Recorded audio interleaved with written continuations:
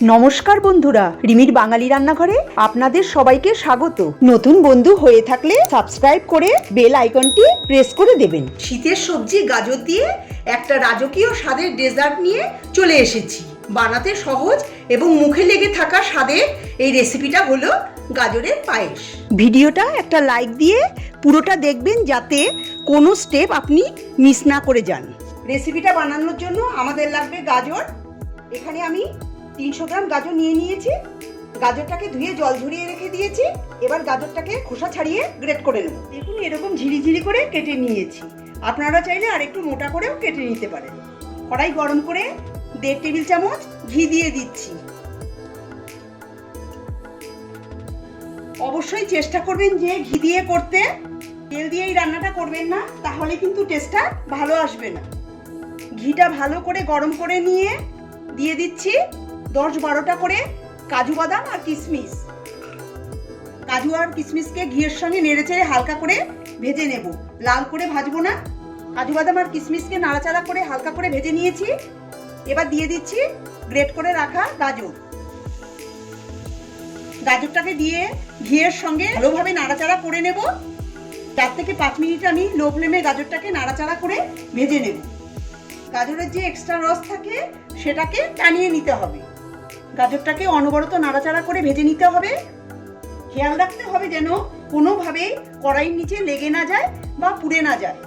অল্প আছে এইভাবে নাড়তে নাড়তে যখন কালার চেঞ্জ হতে শুরু করবে আর খুব সুন্দর একটা ফ্লেভার আসবে আর এরকম ঝুরঝুরে হয়ে যাবে, দানাটা আলাদা আলাদা করা যাবে, তখন এটাকে নামিয়ে রাখতে হবে। গ্যাসটা বন্ধ করে দিচ্ছি, গাজরটাকে নামিয়ে রেখে দিচ্ছি। এবার পায়েস তৈরি করার জন্য গ্যাস জ্বালিয়ে একটা কড়াই বসিয়ে দিয়েছি। কড়াইয়ের মধ্যে দুধ ঢেলে দিচ্ছি।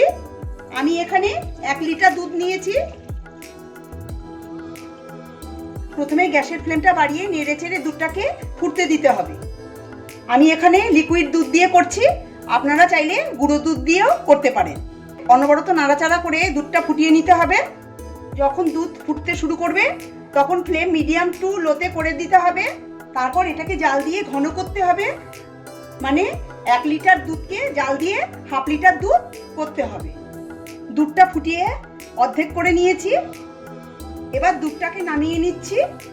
যে কড়াইয়ে গাজরটা ভেজেছিলাম সেই কড়াইটা গ্যাসে বসিয়ে দিয়ে ওর মধ্যে ফুটিয়ে অর্ধেক করা দুধটা ঢেলে দিচ্ছি। দুধটা দিয়ে গাজরের সঙ্গে খুব ভালোভাবে নাড়াচাড়া করে মিশিয়ে দেব আর গ্যাসের ফ্লেম বাড়িয়ে গাজর আর দুধটা ফুটতে দেব। গাজর আর দুধটা ফুটে উঠেছে। এবার এর মধ্যে দিয়ে দেব 1/3 কাপ চিনি। চিনিটা দিয়ে ভালোভাবে নাড়াচাড়া করে মিশিয়ে দেব।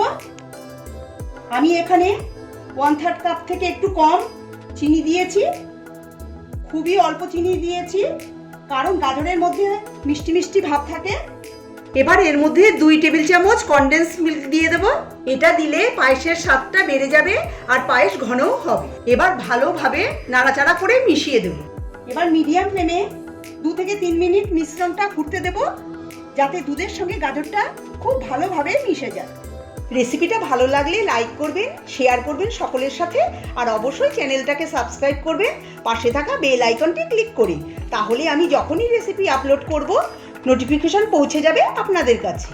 3 মিনিট আমি মিডিয়াম আঁচে ফুটিয়ে নিয়েছি। এবার এর মধ্যে দিয়ে দিচ্ছি 2 টেবিল চামচ খোয়া ক্ষীর। খোয়া ক্ষীরটা ছড়িয়ে দিচ্ছি, ভালো করে মিশিয়ে দেব। খোয়া ক্ষীর দিলে এটা আর একটু গাঢ় হবে। খোয়া ক্ষীরটা দিয়ে খুব ভালো করে মিশিয়ে দিয়েছি। আপনি পায়েসটা যেমন ঘন রাখতে চান তার থেকেও একটু পাতলা রাখা অবস্থাতেই গ্যাস থেকে নামিয়ে নিতে হবে, কারণ ঠান্ডা হওয়ার পর এটা আরও একটু ঘন হয়ে যাবে। তৈরি হয়ে গেল গাজরের পায়েস। এবার এটাকে নামিয়ে ঠান্ডা করে নেব। ঠান্ডা হওয়ার পর খেতে খুবই ভালো লাগে। আপনারা চাইলে ফ্রিজে রেখে ঠান্ডা করেও খেতে পারেন। পরিবেশনের সময় খোয়া ক্ষীর, কাজু আর কিশমিশ সাজিয়ে দিতে পারেন।